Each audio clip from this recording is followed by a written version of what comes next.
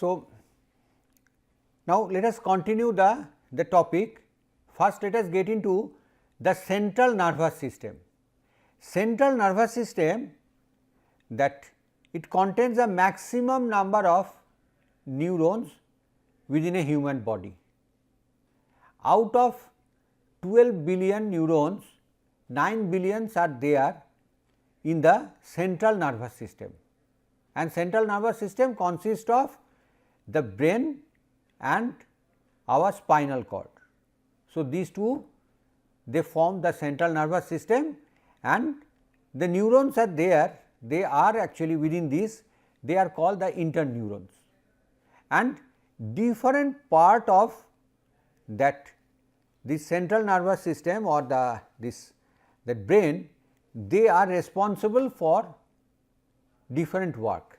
The frontal part, this frontal lobe, that is responsible for intelligence, that occipital lobe, that is for the vision, parietal lobe for sensation and the motor action, then medulla, it is actually looking for the autonomous different kind of actions like breathing, that our contraction or regulation of our heart. So, different part is responsible for different kind of activity, and it is encased in a very safe way, that we have the skull covering this, and we have the spinal cord is also actually within, encased in the bones. However, that does not make it disconnected from the outside. Some of the cells, they are, for example, the motor one, that they have the connection that is going out, and the same way from the sense organs, that the neurons, they are getting in and terminating in the spinal cord. So, that is the way it actually collects the signal throughout the body, and it can also that control the actions throughout the body, and that this interconnection of neuron, they have a lot of interesting features. In the experiment, it is found that if one part is damaged, then slowly the other parts, they take up that responsibility or start doing that job. So, it is peculiar that what we call that healing up, actual healing may not happen in the brain, but part of the other part of the brain is reprogrammed to do those activity of the impaired region. And that is why it is told that our brain, a very small part of it only we are using for our work, and it has enormous capacity to actually store the information, to process the information and to give commands. So, that is a brief overview about the brain, and the signal what we get out of it we call as EEG or electroencephalogram. Now, let us go for the connections, that how we are actually going to collect this signal. So, here we have given that template, that a template is given here on the board, that how the cords are connected to record the signal, and in the same way we have some points here. The two ear lobes, they are marked as A1 and A2, they acts as a reference, and if you look at, this is the skull. we call this electrical that collection system, it is called 10-20 electrode placement system. So, why this name? If we look at that how the configurations are, that if we take two axes are there, one axis is passing that from the left to the right ear lobe, from that left to right, that is one axis. Another axis passing from the nose tip to that this point, that back of that union, that back of that brain. So, that is another axis. So, in both the axis we are actually placing some electrodes. So, if we look at first that the end point of the nose to that union, after 10 degree. So, this two, if we take it as a hemisphere, so this is about 180 degree apart. So, after 10 degree we have a electrode placed, then after 20 degree apart we have another. So, this is the way that we have the electrodes are connected.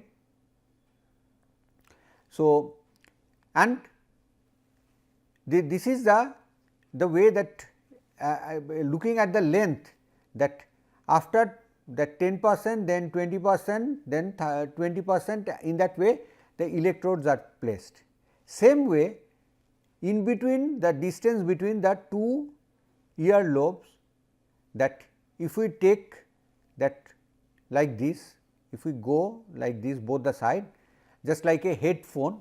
So, the connections are done in that way again, and if we look at sidewise also, that 10%, 20%, that proportion is maintained, and these two axes they form a grid, and those grid points we place the electrodes, and they are marked as that F or T or C, different names they are given. So, that is the way they are marked. This is the ECG panel where the signal are acquired for that one patient. So, when we are talking about the ECG signal, we need to talk about also, we need to specify that what lead we have used to collect that signal. Otherwise, that the description of that EEG signal remains incomplete.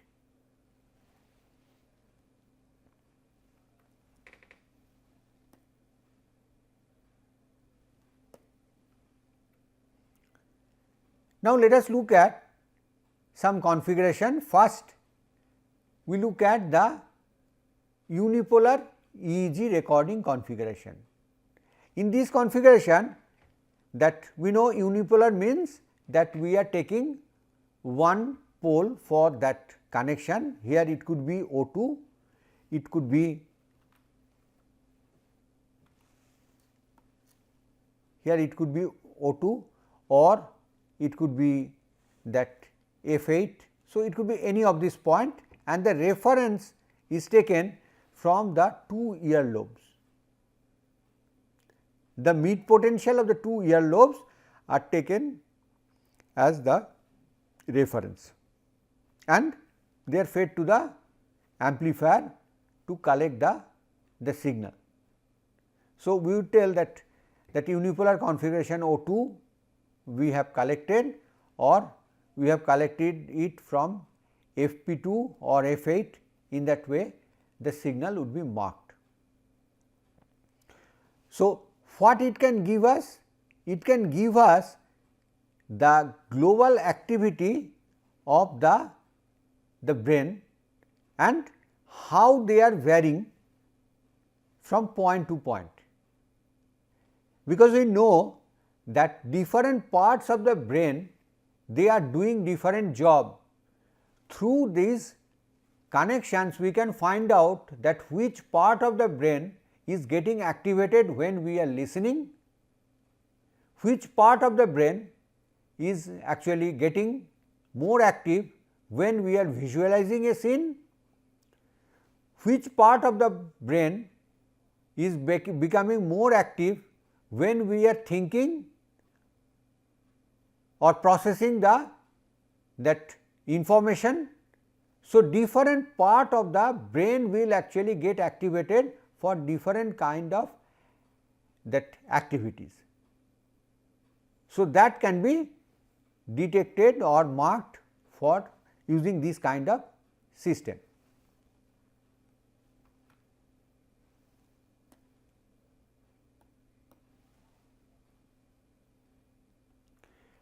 Now, let us look at average EEG recording configuration.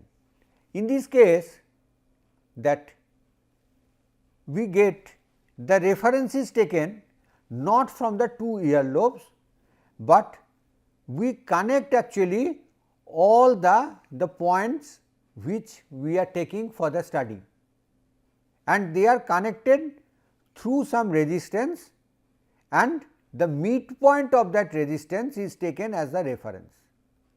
And with respect to that, again we have the unipolar leads that is connected to one point, we call that signal depending on the point where that unipolar lead is connected, that is FP2, FP8 or depending on that place. And here we get actually more uniform reference, because now the potential is the reference potential is the average of all the points. So, with from a different reference we get the recording, but the nature of the signal would be similar to the previous unipolar connection, but as the signal would be different. And to depict that fact that we have the reference is the average of all the leads, this is called as average EEG recording configuration. Now, let us look at one more different configuration. This is bipolar EEG recording configuration. In this case, the simple two actually leads are taken, positive and negative, and as we connect it at 2 points as marked by the 10-20 system, we get the potential or the potential difference of these 2 points. Like here, the first case, it is a difference of potential of that FP2 and FP8.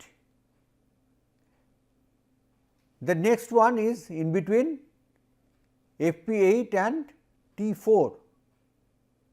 The third one is in between T4 and T6. Here the T4 and T6 are there, and here it is in between the T6 and O2.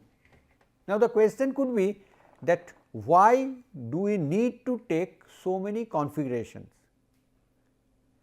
The reason is that they depict actually different kind of thing in the brain, that when we have some local activity, the local activities can be detected more easily using the bipolar leads. For example, a tumor has actually grown in part of the brain. Now, we can detect that with bipolar lead. Not only the detection, we can get that locality of it using the bipolar lead, because the two leads are close to each other, and we know that within this space the signal is coming, which that kind of quantization or the localization is not possible using that unipolar lead or the average lead configuration. So, for diagnostic purpose, the bipolar lead it sometimes is more useful. Now, let us move ahead and see that how the EEG signal looks like. The first thing that to note that when we told about the ECG signal is having much higher strength, it was in millivolt range. Now, the EEG signal, it is coming in microvolt range. So, these are much more weak signal, but we see that the signal bandwidth is also little more, and the signals, they do not have nice clean shape like the ECG signal. So, primarily that the EEG signal, it is classified in terms of the frequency band, just like in our electrical engineering we use the band pass signal, and we tell that within this band we have this signal. That is the way that EEG signals are depicted. In the lowest level we get the delta wave, that is in between 0.5 to 4 hertz. Usually we get it in the deep sleep. So, if you get into the deep sleep, we will get this signal. Also, when the person is awake, we may get the delta wave if there is some abnormality, like a lesion has developed.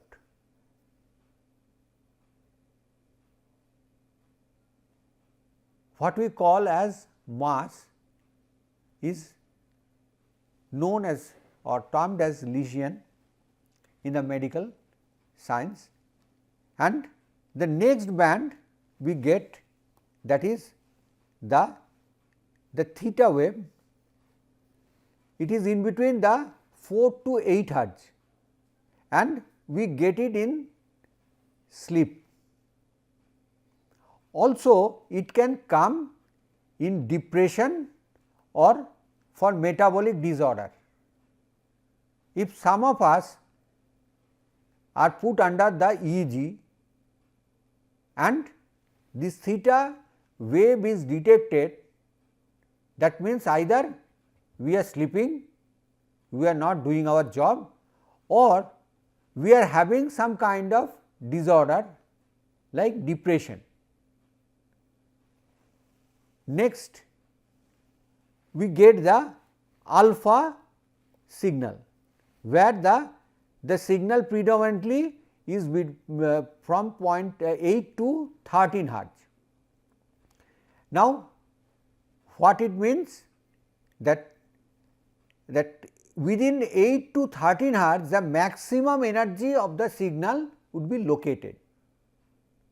It does not mean no signal energy would be there beyond that, but the primary concentration of the energy, maximum amount of energy would be there within this boundary 8 to 13 hertz for alpha.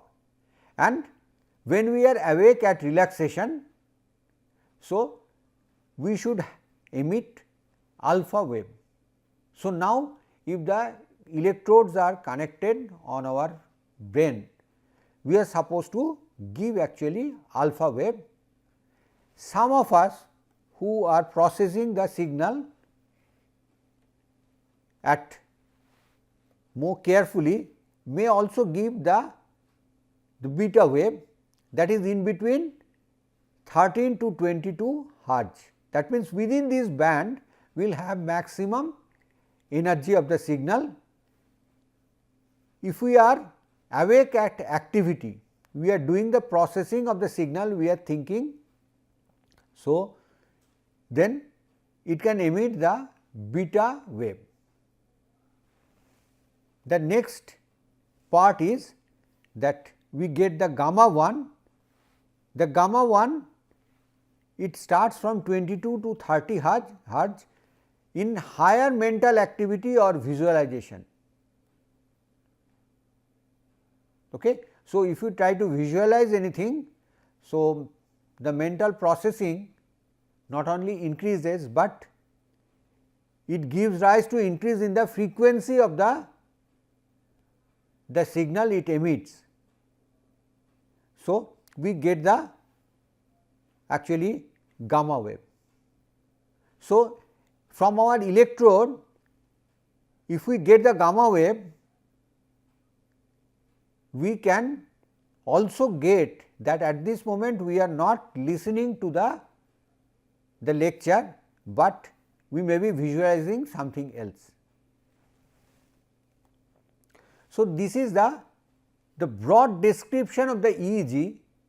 Now, it does not mean that there is no pattern is detected in the EEG signal.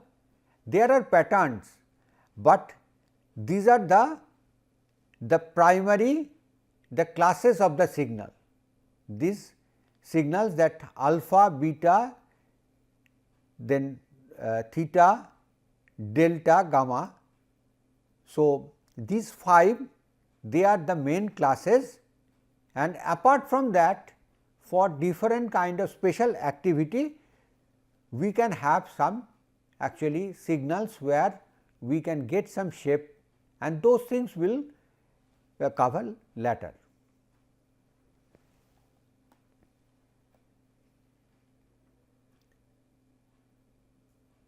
Now, let us look at some of the applications of EEG, or in other words, why at all we would look at the EEG signals. The first thing is anesthetic level. During the operation, it is very important that the patient should be sedated, so that the senses are not working. Otherwise, due to the pain of the operation, the person may expire. The person may not be able to bear that amount of pain, and due to that shock, the person may actually expire. So, it is very important to know that the person is sedated sufficiently, but at the same time we need to be careful that the person should not be subdued to that level that it cannot be, actually that person cannot be recovered back.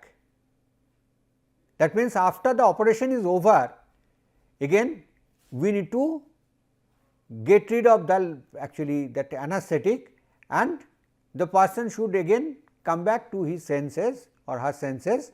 So, that also is an important part. So, we need to very carefully monitor and control the level of the anesthesis, and that can be done by the EEG. We know that at deep sleep it gives that delta wave. So, we can look at that how much percentage of the total signal it is in that delta wave. Through that we can get that level of actually the anesthesis, and we need to control that and monitor that throughout the period of operation. Next, we look at epilepsy. Now, epilepsy is a disease which commonly known as that the person they have a tendency to collapse, and that it could be very dangerous, especially if the person is driving or on the roads or very near to a moving machine. Now, that because we need to be careful and diagnose that person, that why that the person suddenly lost the senses, and again he is recovering that the senses and becoming normal. So, that tendency can be found that looking at the EEG. In the EEG, if we get some spike, that suggests that this person has a tendency to have epilepsy or epileptic tendencies, we can say. So, that again EEG can come to the rescue. It can tell us that whether this person has a epileptic tendency or not, and if that person is medicated, we can expect that those tendencies should go. Again, instead of waiting till that person again gets fainted and have another risky affair, we can monitor that using the EEG and get the number of spikes, whether that has reduced and has become minimal and the patient is safe enough to do the day to day activity. So, that is another application. Third is the brain injury. Sometimes the people have accident while driving or some other way. Now, whether the brain is working properly or not, each of the lobe they are responding to the stimulus or not, that can be checked through the EEG.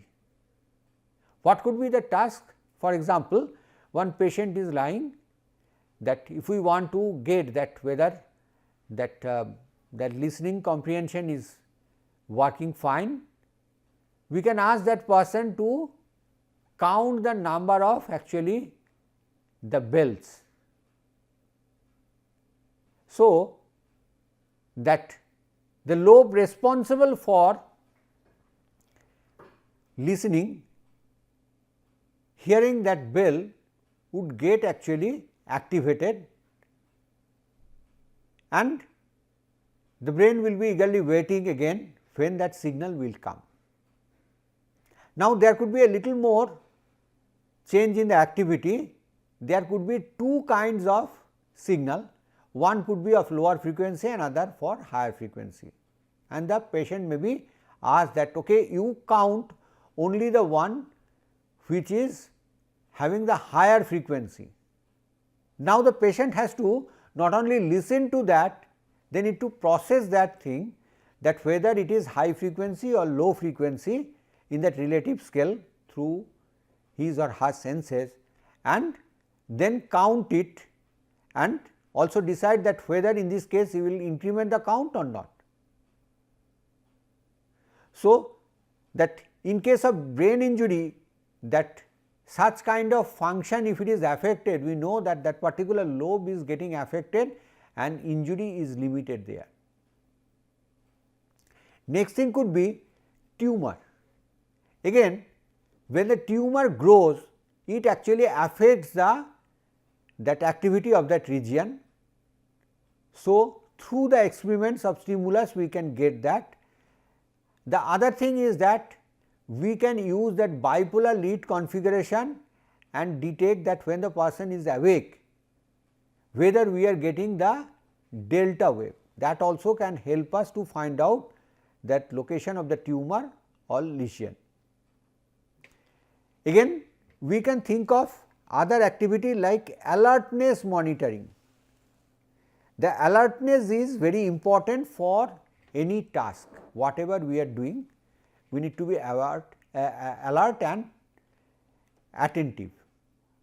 Now, in some work this becomes even more crucial. For example, a truck driver is driving a very good big truck. If that person becomes drowsy, they may actually get into the pavement and kill so many pedestrians. Or think of a pilot actually is on that fighter aircraft. Now, every moment they have to take so many actions and monitor so many signals. If the person cannot take that load, becomes fatigued, then we can actually have accident at any time. So, in those cases it is important to monitor the alertness level of the person, and that is possible through EEG. Next comes monitoring during surgery, that if it is a brain say surgery, if the surgery is going in the brain, then you may be interested that whether the functionality of that part is maintained or it is getting impaired by your operation. So, what can be done? That you could give the signals and monitor the EEG to know whether you are getting the response or not. Because the person is sedated, the person will not be able to tell that yes, I can hear the bell or so, but EEG will tell that the human senses, they are able to get some signal, and that is actually that has reached up to the brain. Again, as it can look at the different functions of the brain, it can help us to quantify the effect of the exercise like yoga. In case of yoga, the claims are that our mind becomes more tranquil and peaceful, we enjoy more. Now, all these things are the claims made by the people who practices yoga. If all on a sudden one new person start that, he will not be able to get that benefit immediately, and thereby it is difficult to quantify or ascertain in a quantitative way that is there any benefit of yoga, or whatever the claims are made, are they true or false. Now, as EEG acts as a probe to get the brain activity, we can actually get that whether through yoga or through meditation, we are getting more peace, because some of the lobes becomes more activated when we are enjoying something. So, using that EEG, again we can do that, and that thereby we can actually monitor the efficacy of yoga, or as an individual we can say that how much benefit we are getting out of the meditation or yoga. So, that is about the application of EEG. Now, thank you.